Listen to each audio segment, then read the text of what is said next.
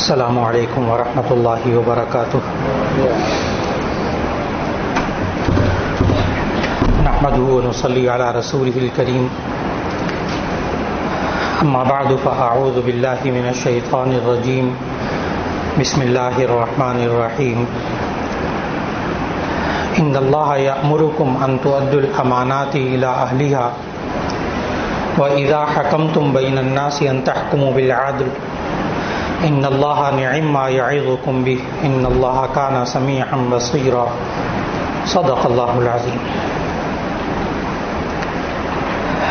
اللہ رب العزت نے ہمیں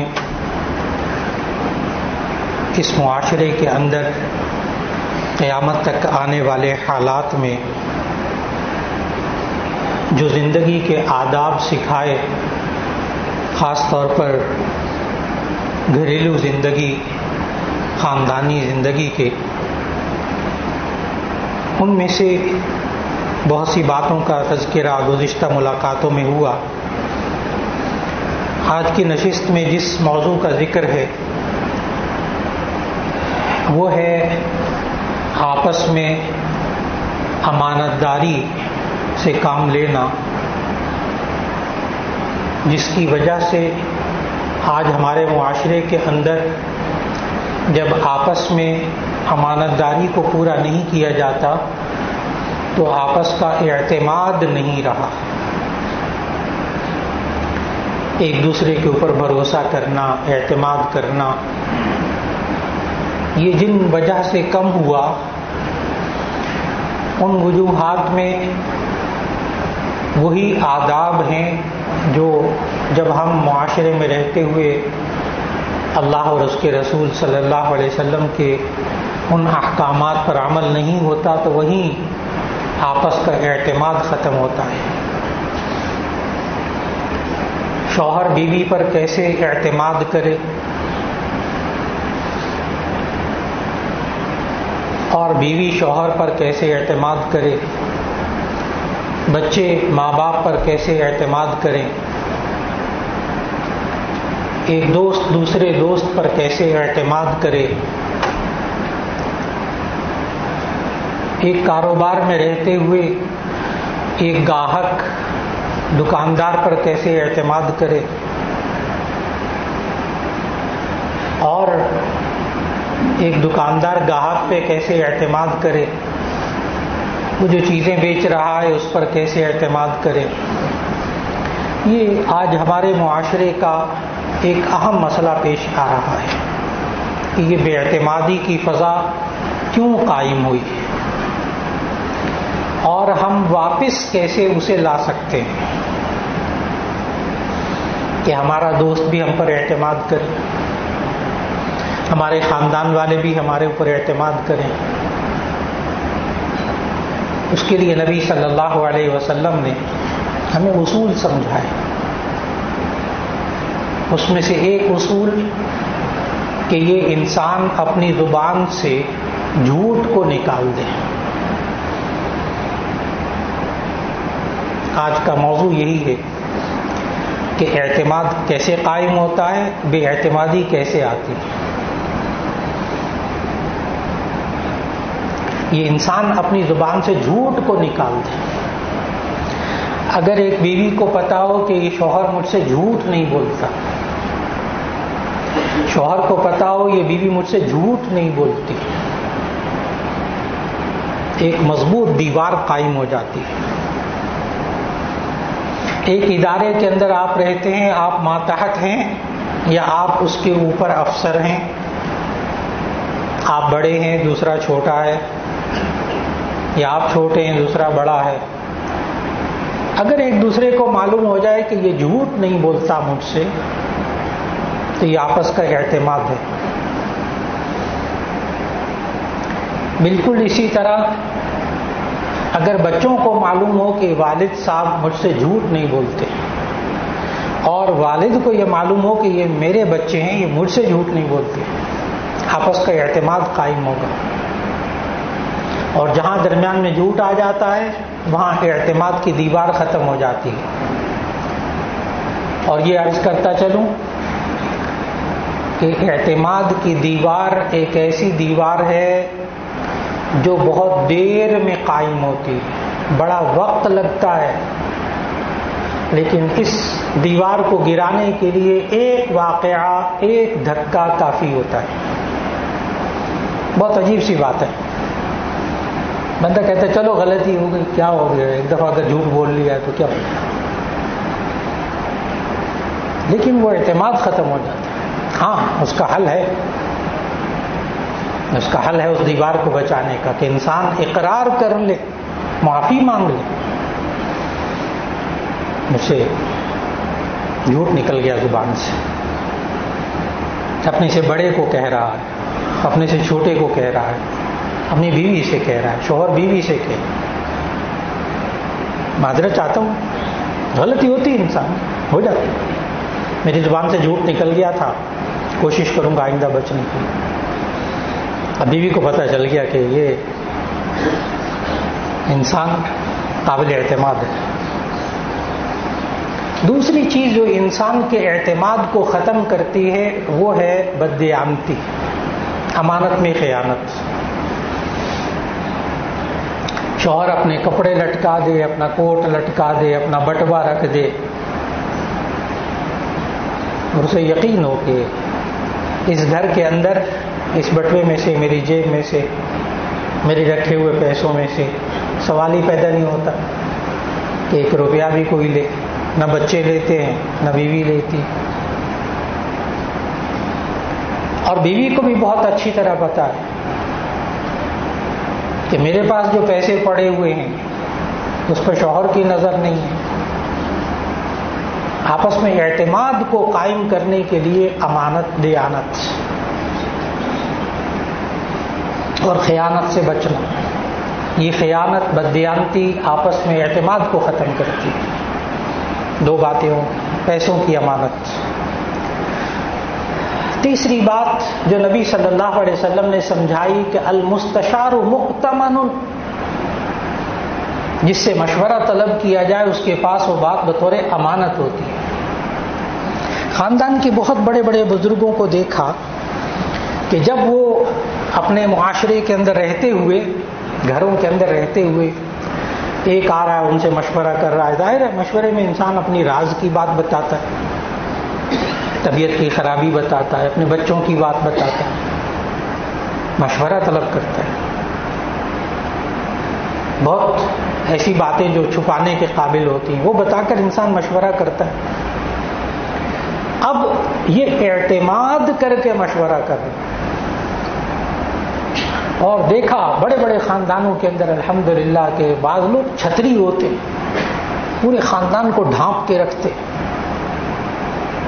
ان کے دل سمندر کی طرح بڑے ہوتے، ایک آ رہا ہے، دوسرا آ رہا ہے، تیسرا آ رہا ہے، ہر ایک آ کر اس سے بات کر رہا ہے، لیکن مجال ہے کہ اس بندے سے بات لیک ہو، باہر نکلے۔ یہ ہے اعتماد، یہ ہے اعتماد۔ اور جہاں وہ بات لیک کر دیتا ہے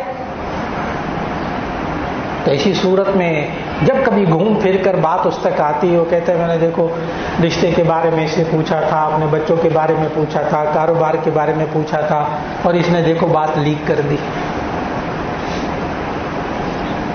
اب وہی بات سمجھنے کی کہ اس بات کے لیک ہونے کی وجہ سے یہ انسان اعتماد کھو دیتا ہے، اپنا بالکل اعتماد کھو دیتا ہے۔ اور پھر نبی صلی اللہ علیہ وسلم نے اتنا محتاط بتایا، فرمایا المجالس بالامانہ، مجلس سے امانت ہوتی۔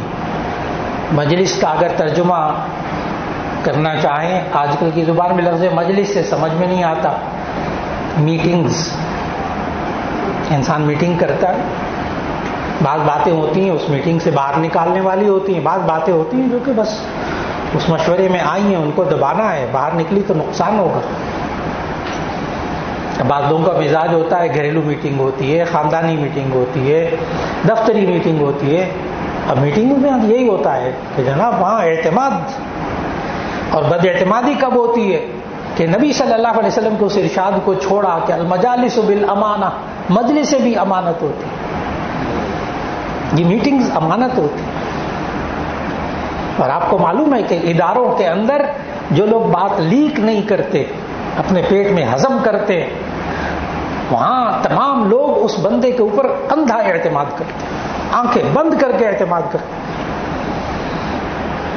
یوں کہتے ہیں میرا خاص بندہ، نہیں جی نہیں یہ میرا کاروباری بندہ ہے، یہ نہیں کہیں نکالتا بات، یہ میرا دوست ہے.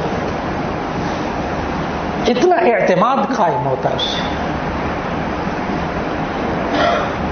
اور پھر اس کے ساتھ چوتھی چیز جس سے بد اعتمادی قائم ہوتی ہے اور اعتماد باقی رکھنے کے لیے سنبھالنا پڑتا ہے، اور وہ ہے عربی میں خدیعہ. خدیعہ دھوکہ. دھوکہ جسے معاشرے کے اندر اعتماد ختم ہوتا ہے. ہمارے یہاں معاشرے میں عام ہے، الٹی سیدھی بات کر دیتے ہیں، بعد میں بندہ پریشان ہوتا ہے، پھر اس کے بعد میں تو مذاق کر رہا تھا. اللہ کے بندے، اعتماد ختم ہو گیا. کیا غلطی کر دی؟ پہلے باتیں کر لیتے، الٹی سیدھی باتیں، غلط باتیں پہنچا دیتے، پھر اس کے بعد دیکھتے ہیں حالات بگڑ رہے ہیں، مزاج بگڑ رہا ہے، یہ تو کچھ اور ہو گیا، ہاتھ سے نکل رہا ہے مسئلہ، تو فوراً کہہ دیتے ہیں، کہتے ہیں میں تو مذاق کر رہا تھا آپ سے. اور کچھ ہو یا نہ ہو اعتماد ختم ہو جائے دھوکے کی وجہ سے. اور آج یہی وہ چیز ہے کہ جس سے بین الاقوامی تجارتوں، بین الاقوامی منڈیوں کے اندر لوگوں نے اپنی ساکھ بنائی ہوئی ہے. نقصان برداشت کر لیں گے، دھوکہ نہیں دیں گے، جو چیز دکھائیے وہی دیں گے.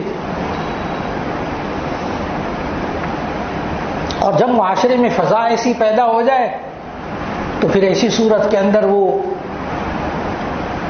کمپیوٹرائز ترازو رکھے ہوتے ہیں، ایک ایک گرام، ایک ایک ملی گرام سامنے آ رہا ہوتا ہے.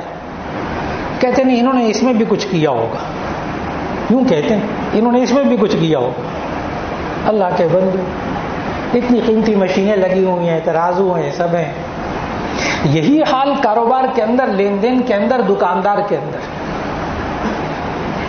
ایک دکاندار اگر عیب کو چھپا کر چیز بیچتا ہے، ٹھیک ہے بک گئی، گھر جا کر دیکھا غلط چیز، اس دکاندار پہ اعتماد ختم ہو جاتا،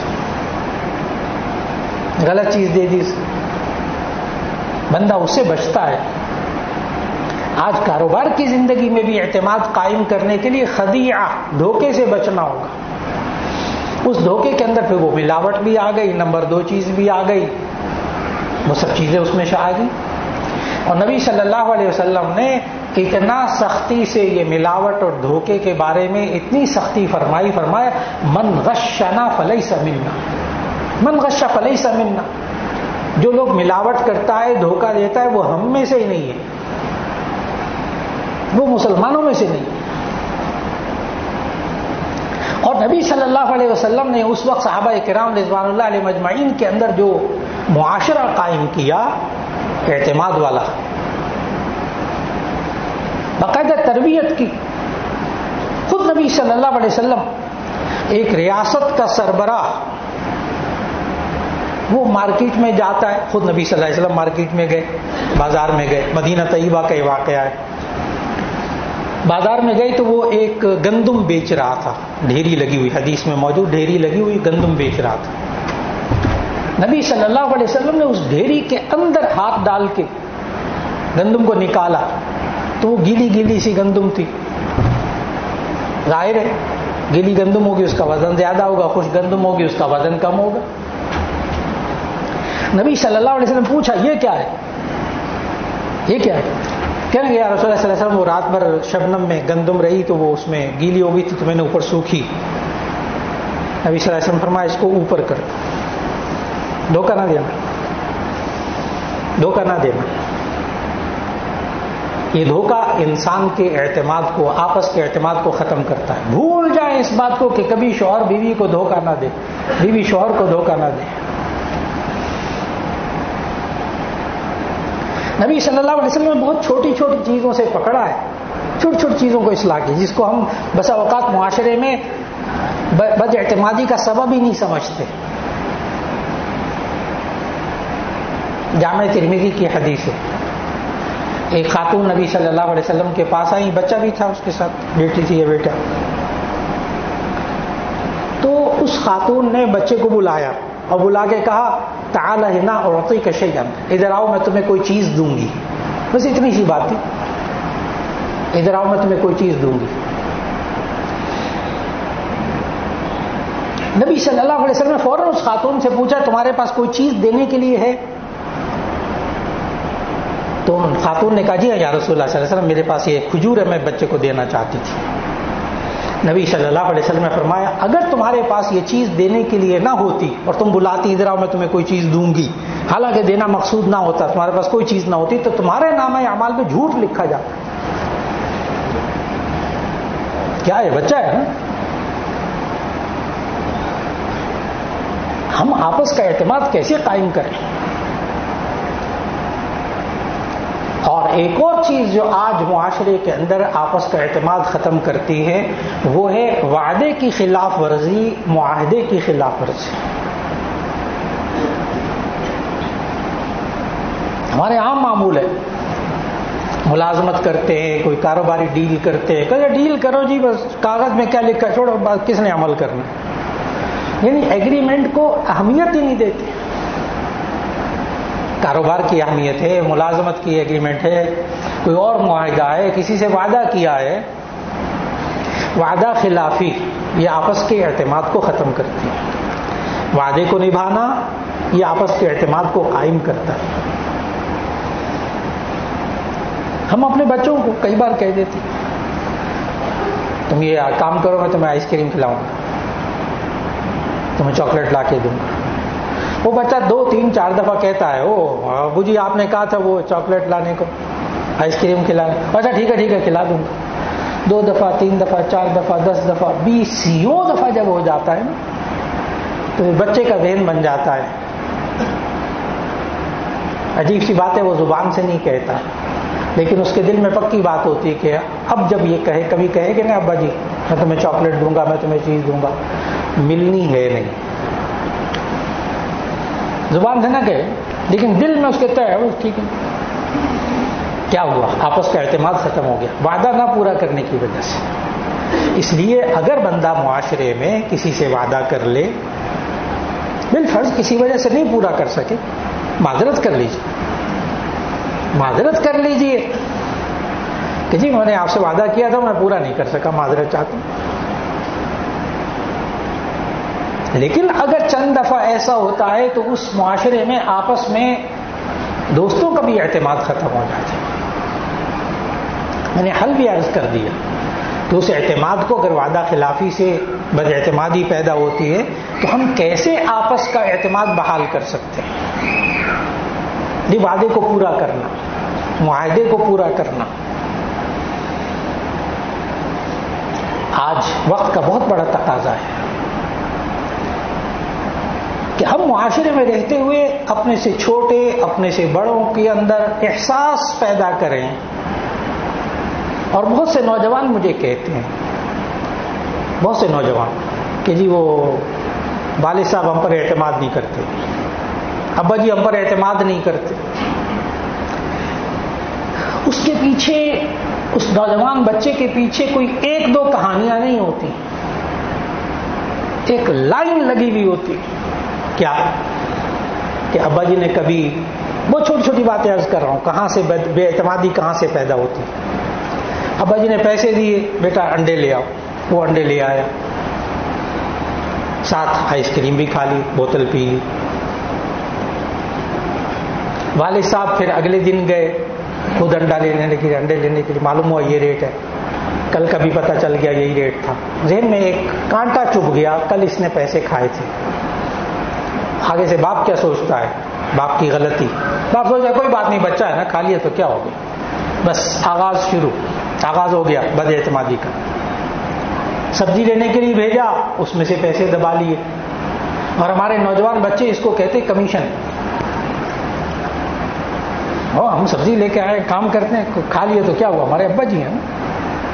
اس کو کمیشن کہتا ہے نوجوان، جس سے کئی واقعات جب اکٹھے ہو جاتے ہیں نا تو باپ کے ذہن میں پتہ کیا بات پیدا ہو جاتی ہے، یہ بیچ میں سے پیسے کھانے والا بچہ ہے۔ اور واضح الفاظ میں عرض کروں گا کہ جو ماں باپ باریک باریک بات پر پکڑ کرتے ہیں، یعنی تربیت، بیٹا یہ ٹھیک ہے تم نے رکھا ہے، بتا دو کہ ہم نے اتنے پیسے خرچ کیے ہیں، واپس آ کر حساب دو۔